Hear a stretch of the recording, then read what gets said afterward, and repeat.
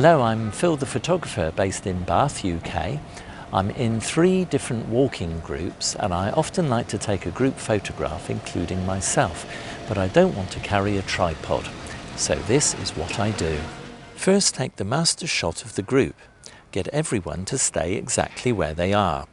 Ask the person on one end to come over and take exactly the same photo from the same place.